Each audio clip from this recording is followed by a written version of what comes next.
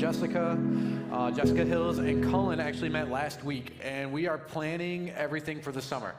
We are going to have Kinetic during the summer, and it is going to be all fun and games. There's going to be no message. If I hear any cheering with that, like, you guys are cut off. So there'll be no message, maybe like one song. It's going to be a super fun song, but there's going to be free food, and it's all games, all competitions, and you guys are all going to be divided into teams, and that'll be your team for the summer. And then at the end of it, we're going to figure out who is the winner, and there'll be a massive prize for everybody in that team.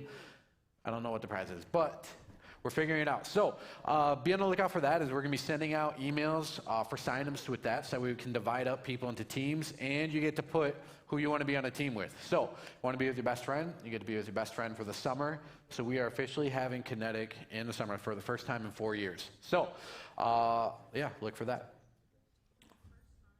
First time in 4 years, we don't have Kinetic in the summer. Must not have tried to be here in the summer. So we tried it my first year here. We went from 60 kids down to like 15, so we haven't had it since. So we are hoping for better numbers this time. And it's all free, so if you want to come, it's free, and you just have to sign up. Anyway, so we are finishing our series called The Prodigal.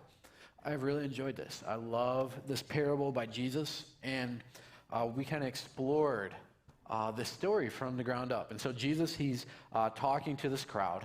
And in this crowd, you have Pharisees, you have his disciples, you have just random people. And there are three characters in the story.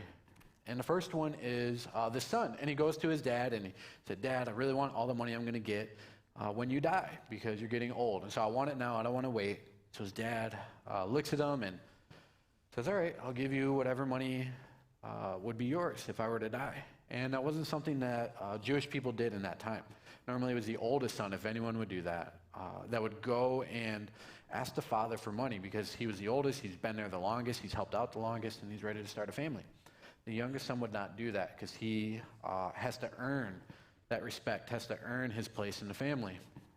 So anyway, so the dad gave him all this money, and the son went out, and he started spending it on women, he started spending it on drugs, and partying, and just all these things.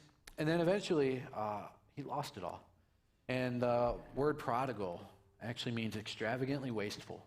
And so he wasted everything that he had, all the money that his dad gave him, all his inheritance, and he became poor. And then in that time, there was also a famine, which basically means that they were in an economic depression. And so the poor became poor, and he became homeless. And so what he decided to do was try to find a job. And he found the most disrespectful job he could, especially for a Jewish person, which was feeding the pigs. So he got to live with the pigs because he didn't have a home. And he had to feed them every morning. And this is so disrespectful for a Jewish man, because Jews couldn't touch pigs. It was against their religion, against their culture. It was the dirtiest animal. And so God gave them command: you shouldn't touch pigs, you can't eat them, none of that. And so this is the only job he had, and it was the one that was the most hated by his culture. So then as he's with these pigs, he has this thought, like, maybe I'll just go home to my dad, and he'll hire me. I can't be his son anymore, but I can be his dad. So he says, I'll go home, and that's what I'll do, because at least I'll get fed there, at least I'll have a place to stay. And it's way better than what I'm in now. So that was the first week. The next week, which was last week, we talked about the father. So the son walking home, his dad sees him from far away and runs up to him like, "Son, I love you, I miss you." And the son, gives a speech that he prepared, and he says, "Dad, I've messed up, I've let you down." And father just kind of ignored him and said to his workers, "Go get the best clothes I have. Go get the best jewelry. Go get some new shoes for my son, because he deserves that." And that was so crazy, because that's not what was normal for that culture. What would have been the normal thing is that the father rejects the son, doesn't take him back. But we learned that God is a very gracious father, and that he is very loving. He accepts us even in our darkest sin, even in our worst points of our life. And then we kind of ended it. They're getting ready to have this massive meal and getting ready to celebrate. So that's kind of where we're at. And so we're finishing this, and we're at the last part where we talk about the last character, which is the oldest brother. And so we're going to be in Luke chapter 15, kind of finishing this out. And it says, "Meanwhile, the older son was in the field. When he came near the house, he heard music and dancing. So he called one of the servants and asked him what was going on. 'Your brother has come,' he replied, 'and your father has killed the fattened calf because he has him back safe and sound.' The older brother became angry and refused to go in. So his father went out and pleaded with him. But he answered his father, look, all these years I've been slaving for you and never disobeyed your orders. Yet you never gave me even a young goat so I could celebrate with my friends. But when the son of yours who has squandered your property with prostitutes comes home, you kill the fattened calf for him? My son, the father said, you are always with me, and everything I have is yours. But we had to celebrate and be glad, because this father of yours was dead and is alive again. He was lost and is found. And that's kind of where the story ends. There is no part two. We don't really know what happened with the older son. We don't know what happened with the youngest son. Did he mess up again? Did he end up leaving? Did the older son understand what was going on? Did he acknowledge that? We don't really know. But I will say that I can relate to the older son. As I grew up, I was a very prideful kid, not going to lie. I grew up a pastor's kid, and so I was very justice-oriented. That's how I viewed the world. And I knew the Bible really well, and so I viewed God very justice-oriented. You know, like when you sin against God, he brings down hellfire and brimstone. That's kind of how I saw God. I really liked the God of the Old Testament because he was pretty angry. But as I read the story, I really, really aligned myself with the older brother. Like, yeah, I never messed up. Why should I never get to celebrate? Why don't I get a gift? I mean, I feel like that's reality. Like, if I do the work, I should be able to get the reward. If I put in the time, why does this person who hasn't worked get anything? You know, my younger brother, he left and, went out and had prostitutes. I stayed here and worked for you, Dad. Why am I never celebrated? And I get that. But I think there's more to this story than a good and a bad, a righteousness, a righteous judgment where this happens, this has to happen. And I feel like with God, God kind of goes against our initial thoughts. He goes against what we think is right and wrong, because God is way bigger than that. And so there are 4 things I notice when I look at the older son. And these are 4 ways not to act like the oldest son. And the first one is, someone else's victory is worth celebrating, not resenting. And so, the younger son came home, and, he wasn't expecting a feast. He wasn't even expecting his father to accept him. Jewish customs were that the father would more than likely reject him and send him out of the house. But it was worth a try. Why not go back to my father and ask for a job? And so then there's his victory of being accepted again. And the dad even says, my son was dead. Now he's alive. He's lost, but he was found. This is worth celebrating. But I think that if we look at ourselves, if we look at the culture, it's very easily to one-up people. And I don't know if you guys know any people that like to one-up someone. For example, like in sports, if you say, oh man, like I scored like 10 points in a game. Someone's like, yeah, I scored 20. They always have to one-up you. Or if you just got a job and you're like, oh man, I'm making, 10 an hour. Like, well, I make 15. There's always those people that are kind of annoying, and you know that they're trying to one-up you every time. And that's not celebrating a victory. And even more so as we look at this from Christian eyes, I think it's easy to one-up someone. And I think that we can celebrate victories if we know someone maybe is struggling with something, and they finally take that first step. So maybe someone is struggling with depression, and they finally got out of the bed. They finally decided to go outside for the first time because they couldn't bear facing the world. Instead, we like to say, you know what, it's about time. Or, wow, that's all you did? Like, you could do better than that. How about we say, man, I know you're struggling with this. Like, I'm proud of you.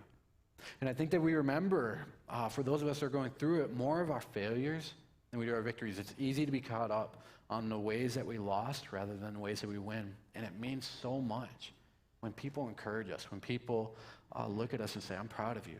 Or, hey, that was so hard, and I'm so glad you did that. And maybe it's applying for that one job after you haven't had a job for so long. And you don't think you're ever going to get one, but let me put in the application. Man, I'm proud of you. Or maybe it's finally deleting the pictures after a breakup, and it's so hard to do. And you tell your friend, and they say, you know what, I'm proud of you. That's a hard first step. Maybe it's coming to church for the first time in months because you've messed up, you haven't been doing the things you should have, and you know that, and you're worried about what people will think. And a friend sees you there, and they say, man, I'm so glad you're here.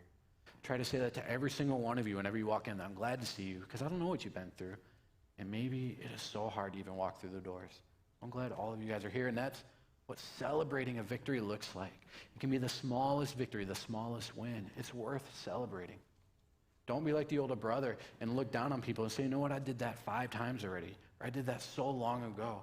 Why are you celebrating that? No. Look at them and say, I'm proud of you. You are so strong. Man, this is great that you're here. This is great you're doing this. This is great trying to be emotionally healthy. The next one. Stop calling out others to make yourself look good. So what the older brother did is he threw a pity party, and then his dad came out, and then he totally snitches on his brother. Says, you know, Dad, he was out with prostitutes, and he squandered everything, making himself look good by saying, you know what, he did that, but I didn't.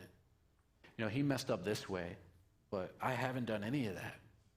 And I think at face value, we can look at that and say, yeah, well, the younger brother did mess up. The younger brother did get prostitutes and spend all his money. So yeah, he was the worst one.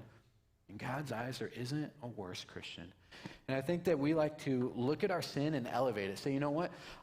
This sin isn't as bad as what this person's doing. And growing up in the 90s and the early 2000s, please don't call me old, one of the main things that I see or saw in that era was the elevation of certain sins. And one of them was LGBTQ. So I remember growing up, especially in a Pentecostal background, it was one of those things that people would always look down upon. That was the one sin that was like the worst of them all. And, you know, you say, well, you know, I messed up, but I'm not gay like that person. You know, and they're not a Christian because they're gay. And that was so harmful and so toxic. And we say, you know what, I'm not as bad of a person as this one. And they can't be Christian because they do that. But I'm willing to ignore the sin that I do. And the brother had a lot of sin in him. The older brother had a lot. And, you know, looking back and seeing how people treated others that were different, that maybe sinned differently, that is not how God views those people. There isn't a 9.7 on a scale of 1 to 10. There isn't a 9.7 Christian. There isn't a 7.3 or 3.1 Christian. It doesn't work like that. In God's eyes, we are all sinners saved by grace through Christ. Your sin isn't worse than mine. And so what I love to do now is be able to look at someone and, man, they're no better than I am. They're no worse than I am. You're not a better Christian because you read your Bible more. You're not a better Christian because you come to church more often.